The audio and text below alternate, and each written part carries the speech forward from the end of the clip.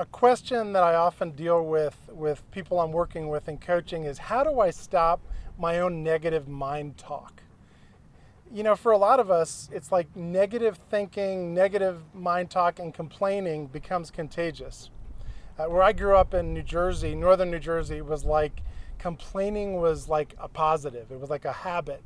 And, you know, it'd be like as a kid, you know, the food in my lunchbox stinks, or the food in the cafeteria, that always stinks. And then it'd be like, the girls around here, they're no good, and the teacher is no good. And we just become conditioned to allowing negative thoughts to be cool, to be okay. And then we get older and we grow up and we start to go to work, and it becomes our work, it becomes our spouses, it becomes our kids. And we need to be vigilant about changing the thoughts and what goes on in our mind. So how do you stop it? How do you put an end to the negative mind talk that is continually going on for a lot of us in our mind? Helen Keller said, although the world is full of suffering, it is also full of overcoming it.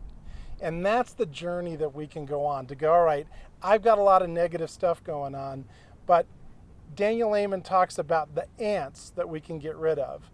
And what he means is automatic negative thoughts. They're the things that we just think every day and constantly, almost unconsciously, that become almost like the background music of our mind. So how do we change that? The Bible seems to think it's possible, and it's not only possible, it's preferable. In the Bible, it talks about that we can be transformed by the renewing of our minds, and that we can actually take every thought captive and be transformed that way. Neuroscience today agrees that we can actually change our brains by changing our thinking. And so part of the journey in coaching yourself is learning how to hear what's going on and become conscious, okay? Listen to your own thoughts, and then surrender them or give them over, and then replace them. Actually have new ways of thinking positive thoughts. So for me, I have to start every single day out by listing what I'm grateful for. And that's part of my habit of overcoming that. So some questions to ask yourself. What are the ants that are in your mind? What automatic negative thoughts have you been thinking? Number two, what are the positive thoughts you might replace that with?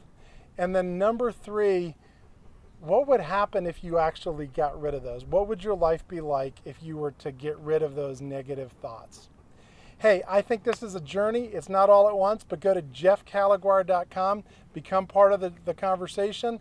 And if you really want to go deep, there's 3 buttons there that you can sign up for us to have a conversation and include what are the negative thoughts that it's time to go beyond and overcome. Have a great day.